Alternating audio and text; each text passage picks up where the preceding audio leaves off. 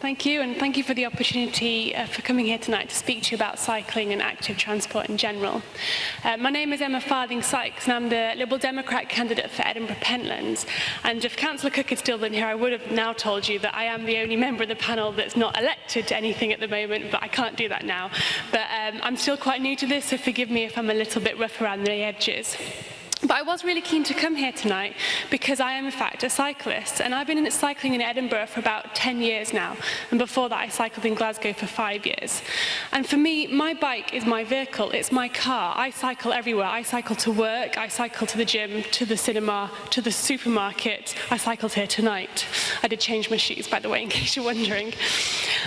But for me, it is the best way to get around. It's fast, it's cheap, and it's healthy. And so I don't understand why more people don't cycle.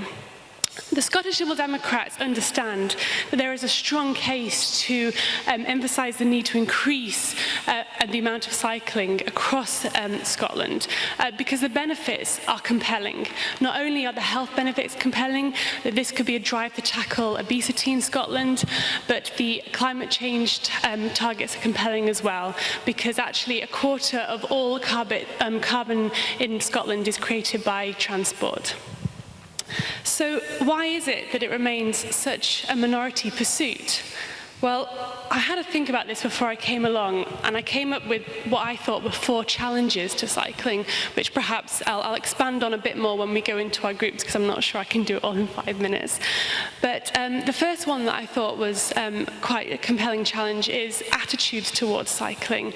And I think that attitudes towards cycling really need to be tackled quite early on, and the Scottish Liberal Democrats are committed to ensuring the Bikeability scheme is rolled out in every single school in Scotland, because this will change people's attitudes to cycling, even small things when it comes to thinking about the weather and hills, because these are all things that you can deal with and tackle. Another challenge that I think perhaps puts people off cycling is safety, and the fact that we need proper planning and design around our roads in order to allow cyclists to get along on the roads. I mean, when I was coming home from work tonight, I noticed that when I stopped at 2 sets of traffic lights, there was a car in the bike box, and it happens all the time. Why does it happen? When I'm cycling along in a cycle lane, and there's not that many of them there can be cars parked in it, which means I have to cycle out into the road to keep on going. Again, it's safety issues that need to be thought about. The third challenge that I thought about, perhaps why people don't take up cycling, or perhaps have taken up but then stop, is theft and security. My brother-in-law recently decided that he was going to cycle from his home to the train station to get on the train. And so he bought his bike, he bought all his gear, and on the very first day his bike got nicked. And it's just not good enough.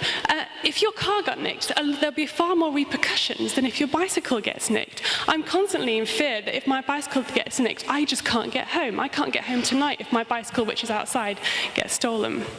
So again, I think there needs to be more thinking around security and theft.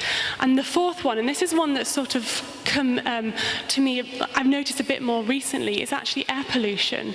More and more, and it's happened a lot over the last few months, as I'm cycling to work, I actually have to put my hand over my mouth when I'm stopped at traffic lights because of all the pollution, and it's getting worse, and something needs to be done about it. So I would say those, for me, are the 4 main challenges as to why people might not want to take up cycling. But I do also have a wildcard challenge as well, which I thought I'd just throw in here tonight. And my thinking upon this is quite early at the moment, but perhaps we can discuss this in our groups. But as a female cyclist, I'd quite like to talk about cycling and feminism, because actually as a female cyclist I find that I'm a victim of far more abuse than my husband is, who is also a cyclist. So perhaps there's some challenge that needs to be done around that as well, because actually when you're on a bike you're far more vulnerable and open to abuse from other road users than you are if you're in your car and you're in your safe little bubble. So perhaps these are all things that we can be thinking about. Thank you.